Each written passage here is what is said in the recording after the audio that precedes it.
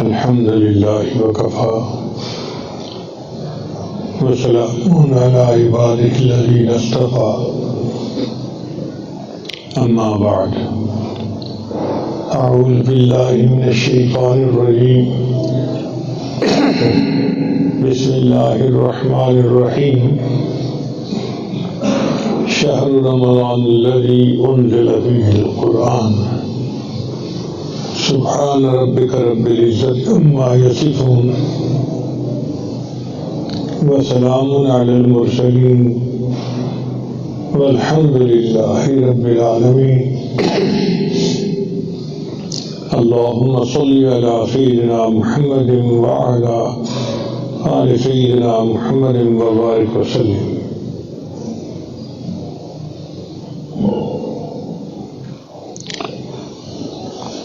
جب شیطان نے حضرت آدم علیہ السلام کو سجدہ کرنے سے انکار کیا تو اللہ تعالیٰ نے اسے اپنے دربار سے دھتکار دیا.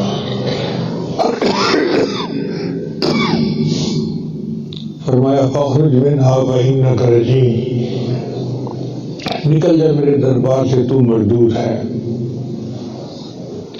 تو شیطان نے اس وقت اللہ تعالیٰ سے قوت مانگی کہ اللہ مجھے قوت دے تاکہ میں بنی آدم کا مقابلہ کر سکوں. تو شیطان کو قوت یہ ملی کہ یہ انسان کو دیکھتا ہے، انسان اسے نہیں دیکھ سکتا. پھر اس کی اولاد بہت بڑھتی ہے، چنانچہ ایک ایک بندے کے ساتھ کئی کئی شیطان لگے ہوتے ہیں. اب ایک بندے کے ساتھ ایک گروپ شیطانوں کا لگا ہوا ہو تو پھر ان کے لیے بہکانا آسان ہے. پھر اس نے نہ سونا ہے، نہ پینا ہے، نہ کھانا ہے، بلکہ ہر وقت انسان کو بہکانے کا کام کرنا ہے. تو شیطان خوش ہو گیا، قسم اٹھا کے کہنے لگا اے اللہ میں تیرے بندوں کو بہکاؤں گا، وَلَا تَجِدُ أَكْثَرَهُمْ شَاكِرِينَ، تو دیکھے گا ان میں سے اکثر تیرے ناشکرے ہوں گے. رمضان مبارک کا مہینہ بندوں کی مغفرت کا پیغام لے کے آتا ہے.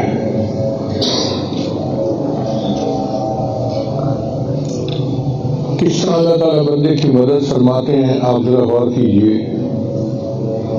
کہ جبریل السلام آ کر جو بڑے بڑے شیطان ہوتے ہیں ان کو باندھ دیتے ہیں، قید کر دیتے ہیں. وہ داروں کے روزوں کو خراب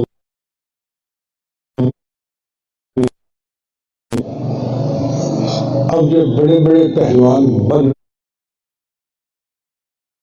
گئے تو باقی تو چھوٹے چھوٹے شتنگے ہی رہ گئے نا. اس لیے رمضان میں گناہوں سے بچنا نسبتاً آسان ہوتا ہے. تو یہ مغفرت کا پہلا بہانہ تھا کہ دو کا مقابلہ تھا. اللہ نے ایک کے ہاتھ باندھ دیے اور دوسرے کو کہا کہ بھئی اب اس کی پٹائی کرو جتنی کر سکتے ہو. اس کو کہتے ہیں کرنی تھی مغفرت تو بہانے بنا دیے، جنت میں مومنوں کے ٹھکانے بنا دیے. اللہ نے اپنے بندوں کے لیے جنت کے ٹھکانے بنا دیے. اسی حدیث پاک میں آتا ہے کہ رمضان شریف سے بات ہے تو جنت کو خوشبوؤں کی دھن دی جاتی ہے، اسے تیار کیا جاتا ہے. تو جنت کی خوشبو کی دھن کیوں دی جاتی ہے؟ اس لیے کہ اللہ اپنے بندوں کو وہاں بھیجنا چاہتے ہیں.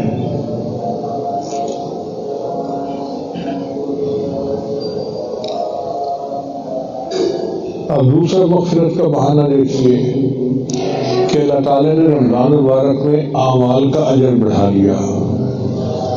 عام دنوں میں ایک نفل پڑھیں تو نفل کا ثواب ملے گا، رمضان مبارک میں نفل پڑھیں گے تو فرض کا ثواب ملے گا، اور اگر ایک فرض پڑھیں گے تو 70 فرض کا ثواب ملے گا. تو یہ اللہ تعالیٰ کی رحمت ہے نا، خفیہ رحمت، کہ اللہ نے کہا کہ میرا کوئی بندہ تھوڑی سی بھی کوشش کرے گا تو عملوں کا اجر اس کا بڑھ جائے گا. یہ مغفرت کا دوسرا بہانہ. اس کو کہتے ہیں کرنے کی مغفرت تو بہانے بنا دیے، جنت میں مومنوں کے ٹھکانے بنا دیے. مغفرت کا تیسرا بہانہ کہ اللہ رب العزت نے مخلوق کو روزے دار کے لیے دعا میں لگا دیا۔ حدیث مبارکہ میں آتا ہے کہ حیتان فی البحر، مچھلیاں سمندر میں، پرندے ہواؤں میں، اور چونٹیاں اپنے بلوں میں روزہ داروں کے لیے دعا کرتی ہیں۔ اللہ کی مشیت یہ چاہتی تھی کہ اگر کوئی میرا بندہ استغفار کرنے میں کمی بھی کر لے گا تو میں اپنی مخلوق کے استغفار کو بہانہ بنا کر ان کے گناہوں کو معاف کر دوں گا۔ اس میں ہمارا تو کوئی کمال نہیں، یہ اللہ کی احسان ہے۔ کرنی تھی مغفرت تو بہانے بنا دیے، جنت میں مومنوں کے ٹھکانے بنا دیے۔ پھر مغفرت کا ایک اور بہانہ کہ وعدہ فرما دیا کہ روزہ دار روزے کے وقت، روزہ افطار کے وقت جو دعا کرے گا قبول کی جائے گی۔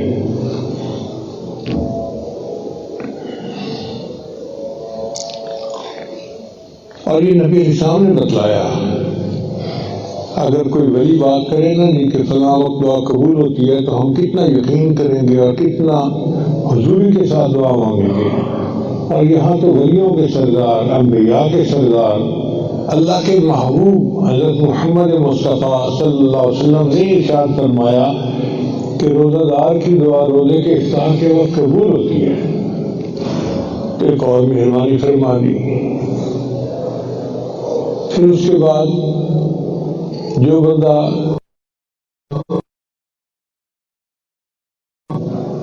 اس کی مغفرت،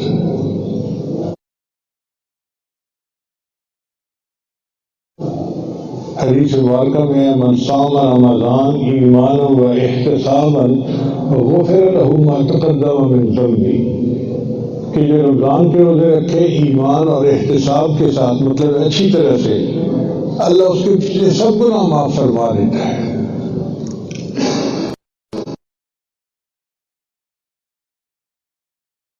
پڑھے احتسابا غفر له ما تقدم من ذنبه،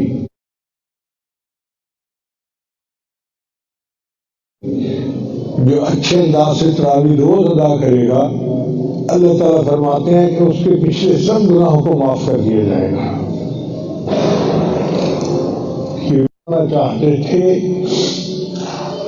فیصلہ کر دیا کہ جو لیلۃ القدر میں کہ اللہ تعالیٰ 10 لاکھ بندوں کو روزانہ جہنم سے بری فرماتے ہیں۔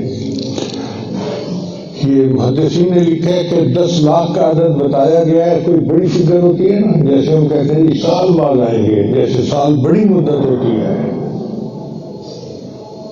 اسی طرح یہ بڑی مدت کے لیے کہا گیا۔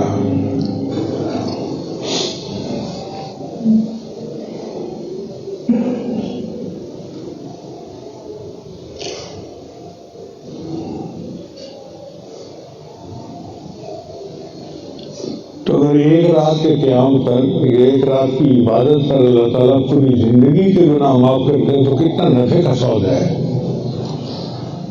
اللہ نے مغفرت کے بہانے بنا دیے۔ سبحان اللہ، سبحان اللہ۔ وہ بکریاں پالنے میں مشہور تھے،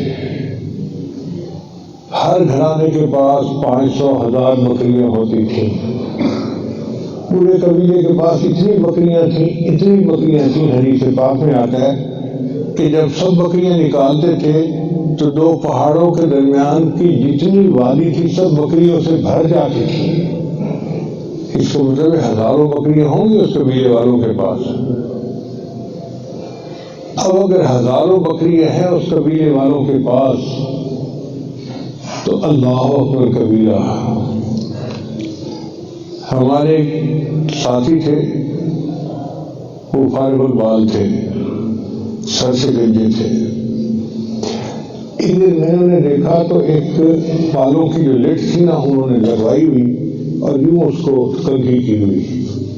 تو میں نے ان سے پوچھا کہ آج آپ کے سر کے اوپر یہ بال کیسے نظر آتے ہیں؟ کہنے لگے ٹرانسپلانٹ کروائے ہیں۔ تو میں نے کہا ٹرانسپلانٹ کروانے تھے تو پورے کروا دیتے۔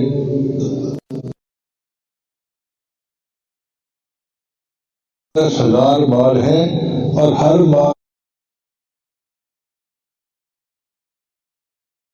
کے بدلے انہوں نے مجھ سے $1 لیا ہے، تو $10,000 کے بدلے یہ میں نے لگوایا ہے۔ تو میں سوچ میں پڑ گیا کہ سر کے بالوں کی چھوٹی سی لٹ اگر 10,000 بال بنتے ہیں تو پورے سر کے بال کتنے ہوں گے؟ کیوں جی؟ لاکھوں میں ہوں گے نا۔ اگر ایک انسان کے سر کے بال لاکھوں ہیں تو ایک بکری کے جسم کے بال کتنے ہوں گے؟ اللہ اکبر کبیرہ۔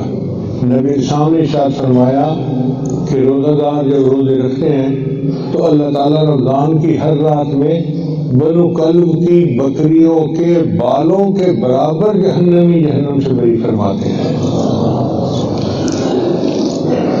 اس کا مطلب ہے معاملہ لاکھوں میں نہیں، معاملہ کروڑوں میں پھنس گیا۔ سبحان اللہ، سبحان اللہ۔ یہ اللہ تعالیٰ کی رحمت ہے کہ اللہ نے بخشش کے بہانے بنا دیے اپنے محروس نم کی امت کے لیے۔ کرنی کی مغفرت تو بہانے بنا دیے جنت میں مومنوں کے ٹھکانے۔ اب اگر ہر رات میں کروڑوں بندے جہنم سے بری ہونے ہیں تو بھائی ہمیں بھی اپنے آپ کو شامل کروانا چاہیے۔ پھر ایک اور خوشخبری نبی سامنے بتائی کہ پہلی رمضان سے لے کر 29 رمضان تک جتنے کل بندے جہنم سے بری ہوتے ہیں اتنے بندے آخری رات میں پھر بری کر دیے جاتے ہیں۔ آپ بتائیں پہلی رات سے لے کے 29 رات تک اربوں بندے جو ہیں نا وہ بری ہوں گے، اور آخری رات میں اتنے بندے اور بری کر دیے جاتے ہیں۔ ایسے لگتا ہے اللہ کی رحمت تلی ہوئی ہوتی ہے کہ شیطان بدبخت نے میرے محبوب کی امتیوں کو بہکایا، اب میں ان کو دھو دوں، پاک صاف کر دوں رمضان کے مہینے میں۔ اسی رمضان کا مہینہ بخشش کا مہینہ، رحمتوں کا مہینہ ہے، اللہ تعالیٰ کی طرف سے عنایات کا مہینہ ہے۔ پھر رمضان ختم ہو گیا تو بہانے کام نہیں ہوئے۔ حدیث مبارکہ میں آتا ہے کہ جو عید الفطر کی رات ہوتی ہے اس رات میں بھی اگر کوئی بندہ عبادت کرتا ہے تو اللہ تعالیٰ پھر اس کے گناہوں کو معاف فرما دیتے ہیں۔ یہاں بات ختم نہیں ہوئی، اس سے آگے بڑھی۔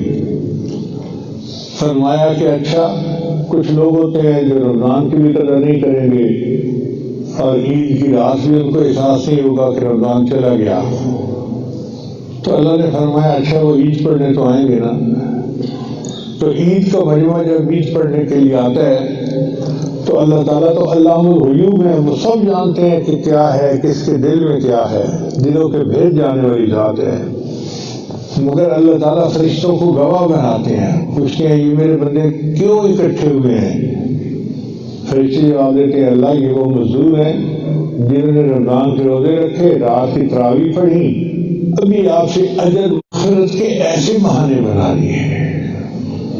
تو اس کا مطلب یہ کہ عید کی نماز جب بندہ پڑھ کے آتا ہے تو گناہوں سے پاک صاف ہو چکا ہوتا ہے اور اس کے سارے گناہ نیکیوں میں تبدیل ہو چکے ہوتے ہیں۔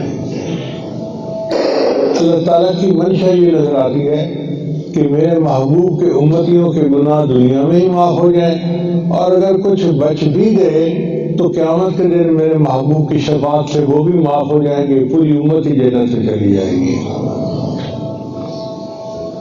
کرنی کی مغفرت تو بہانے بنا لیے جنت میں مومنوں کے ٹھکانے بنا لیے۔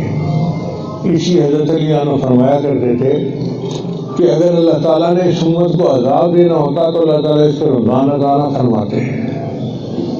رمضان عطا کرنے کا منشا یہی ہے کہ اللہ بخشنا چاہتے ہیں۔ سبحان اللہ۔ ایک کلرک صاحب سے وہ بڑے مشکل کام کروا لیتے تھے اپنے افسر سے، ان کے بارے میں مشہور تھا کہ جو اٹکا ہوا کام ہو اس بندے کو دو یہ کروا دیتا ہے، اور وہ کروا دیتا تھا۔ ایک دفعہ میں نے اس سے پوچھا کہ بھئی آپ کے پاس کیا گل ہے کام کروانے کا؟ کہنے لگا جی کہ میں فائلیں لے کے رکھ لیتا ہوں اور میں افسر کے موڈ کو دیکھتا رہتا ہوں. مجھے اندازہ ہو جاتا ہے کہ آج افسر خوش موڈ میں ہے. جس دن وہ خوشی کے موڈ میں ہوتا ہے نا، اس دن جو فائل میں سامنے رکھ لیتا ہوں وہ سائن کر دیتے ہیں اور کام ہو جاتا ہے. تو میں سوچنے لگا کہ ایک عام بندہ ہے افسر، اگر اس کا مزاج اچھا ہے، خوش ہے، تو جو کام نہیں بھی کرنے وہ بھی کر دیتا ہے. تو رمضان مبارک میں تو اللہ کی رحمت جوش میں ہوتی ہے، انتہا میں ہوتی ہے. تو جن کو عام دنوں میں نہیں بخشنا ہوتا، اللہ کی رحمت رمضان میں ان کو بھی بخش دیتی ہے. اس میں کوئی شک نہیں. اس سے رمضان مبارک سب کو دھونے کے لیے آتا ہے. اور کوئی یہ نہ سمجھے جی کہ فلاں تو شرابی ہے، فلاں زانی ہے، فلاں فلاں ہے. جتنے بھی بڑے گناہ ہوں گے سب معاف کر دیے جائیں گے. اگر ایک پیاسے کتے کو پانی پلانے پر بنی اسرائیل کی زانی عورت کے سب گناہ معاف کیے جا سکتے ہیں، تو جو روزہ دار کو پانی پلائے گا اس کے گناہ تو نہیں معاف ہوں گے بھائی؟ اللہ اس کے بھی گناہ معاف کروا دیں گے. یہ آپ نے نہیں معاف کرنے کہ آپ پریشان ہو کہ یہ کیسے معاف ہو سکتے ہیں. یہ اللہ نے معاف کرنے ہیں، اور جب اللہ نے معاف کرنے ہیں تو آپ کو کیا تکلیف ہو رہی ہے؟ دل بڑا کریں، اللہ کی رحمت سے امید رکھیں. اللہ فرماتے ہیں ان رحمتی وسعت کل شیء، میری رحمت ہر چیز سے زیادہ وسیع ہے. تو ہمارے گناہ جتنے بھی زیادہ ہوں اللہ کی رحمت اس سے بھی زیادہ وسیع ہے. کیوں جی، کیا سوچتے ہیں؟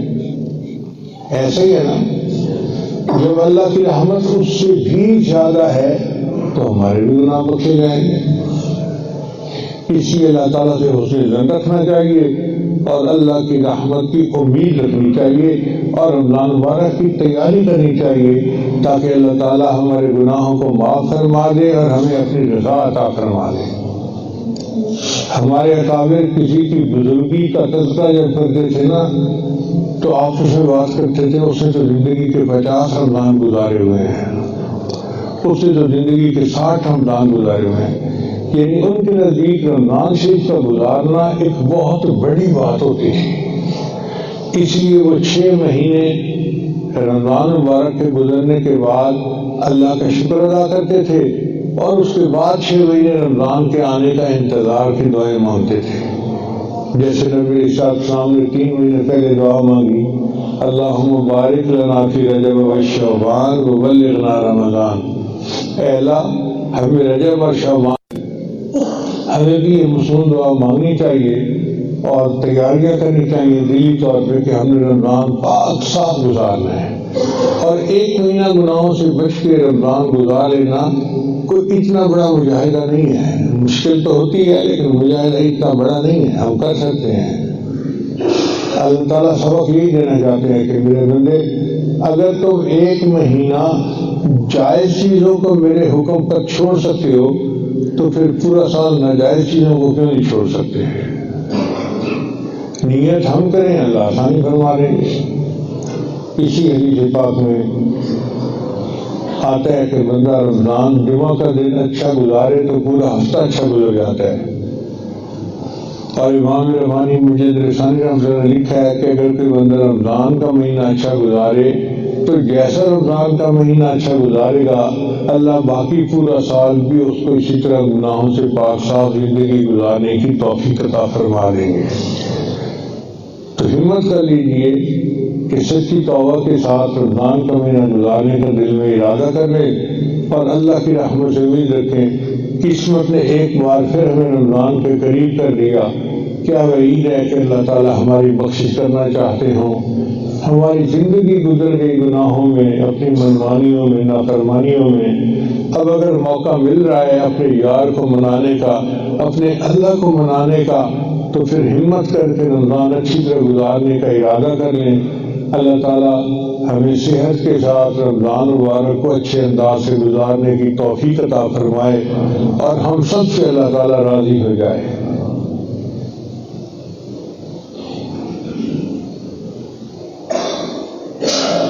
اس یہاں سے کبھی ہم نے کنارہ نہ کیا،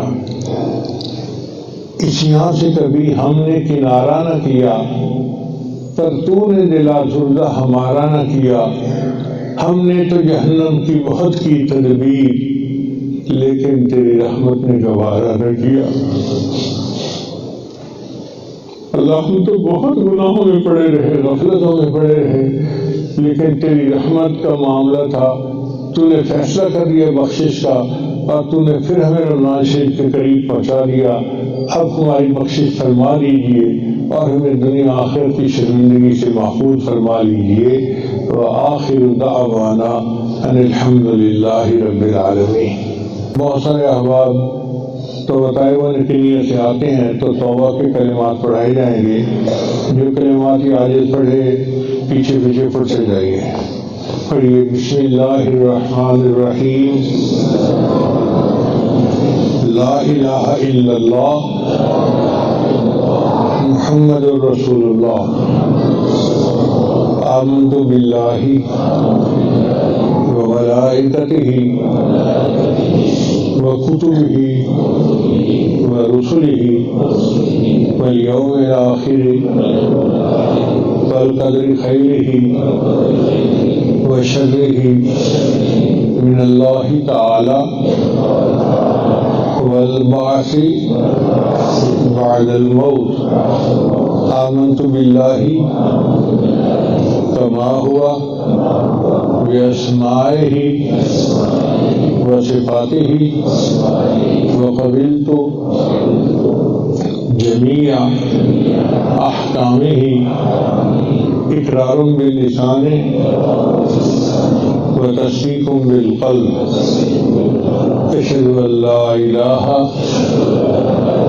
الا اللہ واشہد ان محمدا عبدہ ورسولہ، استغفر اللہ ربی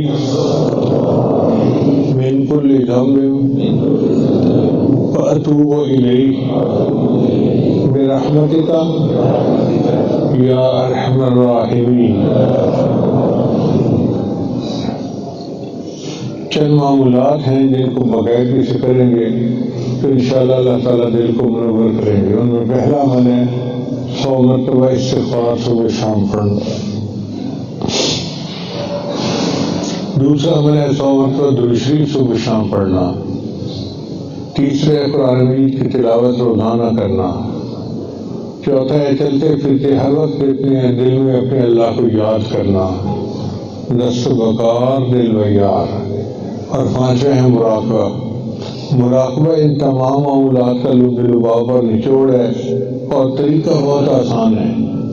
جب آپ صبح شام نماز پڑھیں تو تھوڑی دیر کے لیے اللہ سے لا لگا کے بیٹھیں کہ اللہ کی رحمت آ رہی ہے، میرے دل میں سما رہی ہے، میرے دل کی ظلمت اور سیاہی دور ہو رہی ہے، اب میرا دل اللہ اللہ اللہ بول رہا ہے اور میں سن رہا ہوں۔ اللہ اللہ پڑھنا نہیں ہے، دل پڑھ رہا ہے اور میں سن رہا ہوں، یہ گمان لے کے بیٹھیں۔ اور حدیث مبارکہ میں آتا ہے انا عند ظن عبدی ہی، اللہ فرماتے ہیں بندہ میرے ساتھ جو گمان کرتا ہے میں اس کو پورا کر دیتا ہوں۔ تو جب ہم یہ گمان لے کے بیٹھتے ہیں اللہ اس کو پورا کر دیتے ہیں۔ ایک وقت آتا ہے کہ دل سے اللہ اللہ کی آواز سنائی جانے لگتی ہے، اس کو ذکر قلبی ذکر خفی کہتے ہیں، اور یہ نصیب ہو جاتا ہے جب انسان کثرت کے ساتھ ذکر کرتا ہے۔ وہ جن کا عشق صادق ہے وہ کب فریاد کرتے ہیں، لبوں پہ مہر خاموشی دلوں میں یاد کرتے ہیں۔ تو دلوں میں یاد کیجیے، پھر دیکھیے اللہ تعالیٰ دل کو اپنی محبت سے کیسے بھرتے ہیں۔ آپ کو اللہ تعالیٰ کی محبت کی لذت محسوس ہونی شروع ہو جائے گی۔ جزاکم اللہ۔